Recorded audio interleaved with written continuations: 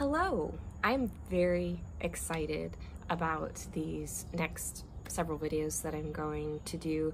They are about a book that was written in the 1700s, and it's actually a man's journal of his exploration of the Carolinas. And I went through the introduction to the journal that's been reprinted, and I wanted to give you all the historical background for the journal itself to set the scene for the journal. It was written by a man named John Lawson. In 1700, he met a man that had been to America and told him how great Carolina was, and Lawson sailed into Charleston, which he said was of more advantage to the crown of Great Britain than any of the more northerly plantations, Virginia and Maryland excepted. So he gave high praise to Charleston. And by the way, there will be various words in this series, various names that I have no idea how to pronounce. They're old names, old words. If you guys know how to pronounce some of these, let me know. I'm always happy to learn. He was appointed by the so-called Lords Proprietors that I read elsewhere were English noblemen, a group of English noblemen. Lawson was appointed by the Lords to make reconnaissance survey of Carolina's interior. At that time, the English did not know how the natives viewed them. There were not good enough maps of the area. The guides were the Indians themselves, and equipment was scarce. It was rough going.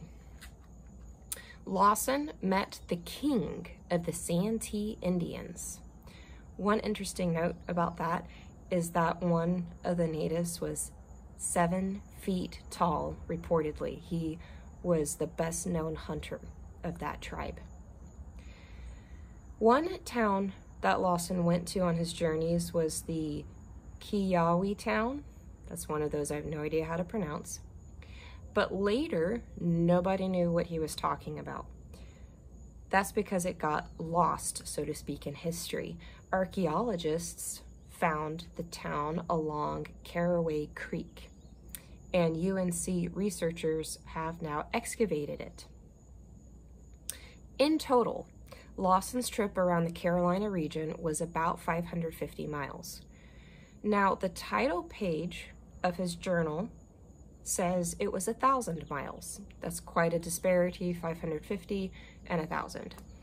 And people think that might have been due to him following water streams and winding trails, since back then, of course, nothing was well established. His trip took 59 days in the winter. I cannot imagine traveling wilderness territory at any time, much less in the winter. It took him 59 days to cover over 500 miles.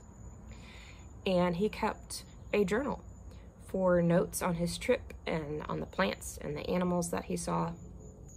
Thank you for joining me for part 1 of the introduction to John Lawson's journal. Be sure to join me for part 2.